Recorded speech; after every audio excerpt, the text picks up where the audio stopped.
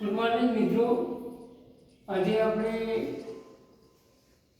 Singular અને plural એટલે કે નાઉન હોય છે એ નાઉન એટલે સંજ્ઞા થાય, પણ આવું કોમન નાઉન હોય તો સિંગ્યુલર અને પ્લુરલ થાય છે. તો આવું એક સિંગ્યુલર એટલે એક વચન અને પ્લુરલ એટલે બહુવચન. તો એક વચન એટલે એક, બહુવચન એટલે એક કરતો વધારે. તો અહીં મેં વાક્ય લખ્યું કે હી ઇઝ એ બોય.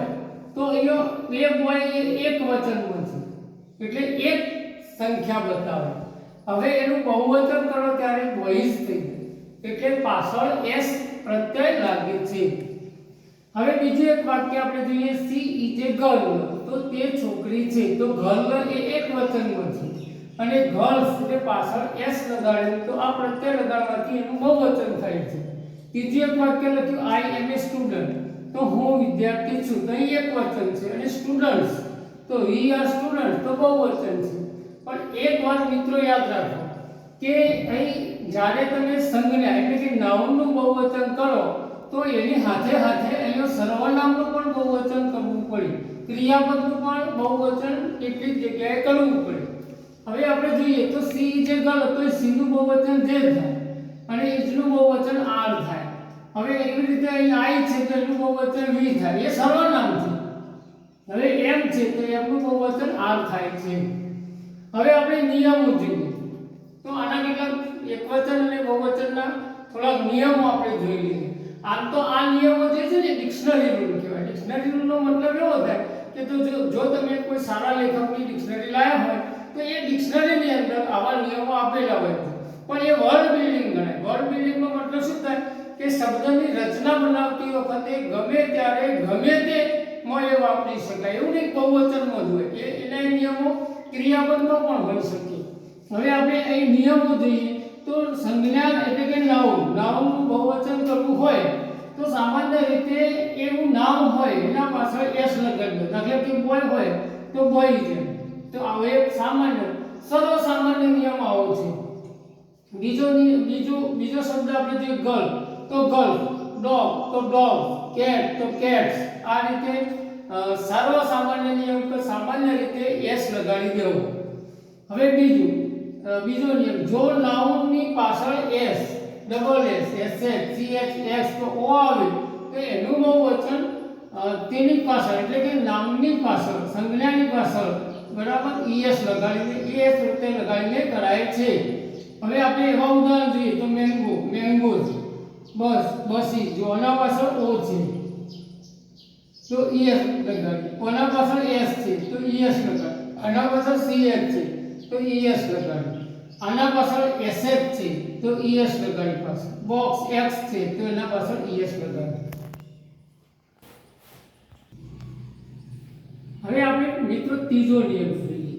જો નાઉન એટલે કે સંજ્ઞાની આગળ વાય હોય, દાખલા તરીકે છેલ્લે વાય હોય, એક સંજ્ઞા છે એના પાછળ વાય હોય, જો એની આગળ વ્યંજન હોય. હવે વ્યંજનનો મતલબ એવો થાય કે અંગ્રેજીમાં 5 ABCD જેને આલ્ફાબેટ આપણે કહીએ એની અંદર 5 સ્વર છે A E I O અને U.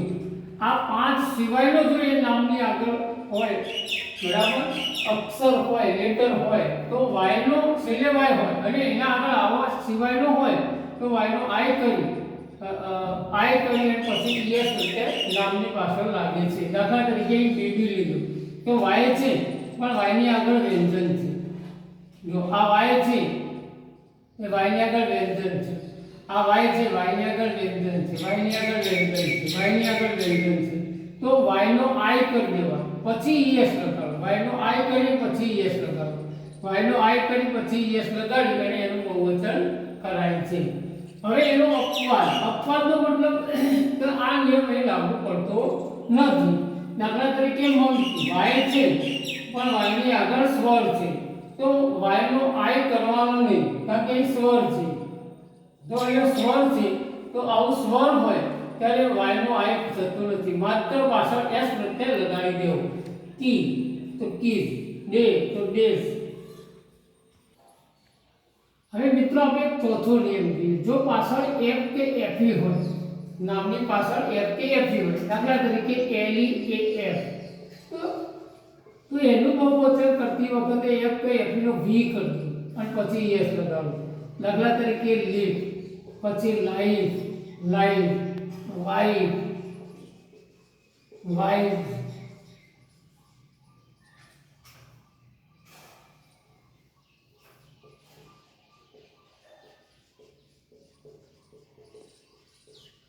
હવે આ નિયમ આપણે જોઈએ તો એફ કે એફની પાછળ આવે છે તો એફ કે એફનો વી કરજો પછી એસ લગાડવાનો એટલે એનું બહુવચન એ રીતે થાય છે. હવે આની અંદર કેટલાક આપણે જોઈએ તો અપવાદ રૂપ શબ્દો છે. દાખલા તરીકે આનો અપવાદ છે, દાખલા તરીકે ચીફ, તો એનું બહુવચન આ અપવાદ છે, આને એફ કે એફી લાગતો નથી. આવું એક ગ્રીફ છે,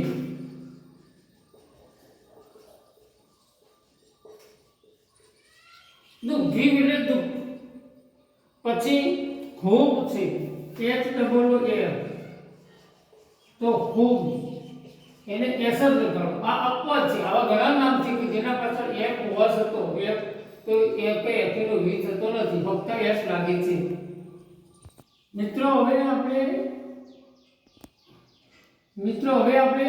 અનિયમિત જોઈએ. હવે આને કોઈ નિયમો લાગુ પડતા નથી. દાખલા તરીકે એમએન હોય તો એનું બહુવચન એમએન થાય. ડબલ્યુ એમએન તો વુમેન, વુમન તો વુમેન, ચાઇલ્ડ તો ચિલ્ડ્રન, ફૂડ, ફૂડ એટલે પગ, ફીટ, ઓક્સ તો ઓક્સન, ટૂથ તો ટીથ અને માઉસ તો માઇસ. એટલે આ અનિયમિત છે, એને કોઈ નિયમ લાગુ પડતા નથી. હવે આવા અનિયમિત નામો હોય તે તમારે યાદ કરવા પડે છે. મિત્રો હવે આપણે કેટલાક નામ એવા છે કે જે ખરેખર કમ્પાઉન્ડ નામ છે. કમ્પાઉન્ડ નામનો મતલબ મારી દ્રષ્ટિએ એવો થાય કે વચ્ચે આપણે એનો ડેશ મૂકીએ, એક શબ્દથી નામ એ વધારે શબ્દોથી બનાવવું.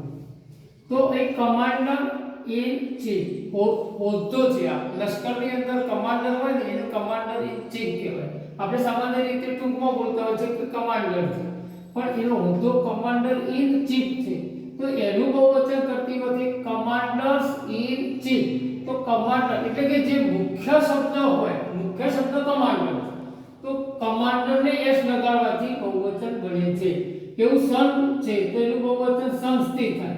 એવું સ્ટેપ છે તો સ્ટેપ સનમાં અહીંયા સ્ટેપ સન, અહીં સનને એસ લાગે. જો અહીંયા આગળ લાગે છે, અહીંયા આગળ લાગે છે, અહીંયા પાછળ લાગે છે. એટલે કે જે મુખ્ય શબ્દ હોય છે એને બહુવચન પણ લાગવું પડે, એટલે એને એસ લાગે છે. હવે બીજો એક એવો અનિયમિત એટલે અનિયમિત છે કે કેટલાક નામો એવા છે કે ડિયર નું બહુવચન ડિયર જ થાય, ફિશ નું બહુવચન ફિશ જ થાય. પણ જો જુદી જુદી માછલીઓ હોય, દાખલા તરીકે એક તળાવ છે કે સમુદ્ર છે તો એની અંદર કોરલીવરે છે, વેલ છે કે આવી બધી માછલીઓ છે, તો એવી બધી માછલીઓ હોય તો એ જુદી જુદી માછલીઓ છે અને એ વધારે છે તો ત્યાં આગળ બહુવચન ફિશિસ કરી શકાય છે. આ ખાસ યાદ રાખજો. હવે છીપ, તો છીપ એટલે કે તેનું બહુવચન છીપ જ થાય. પેર એટલે જોડ, તો પેર એનું બહુવચન પેર જ થાય.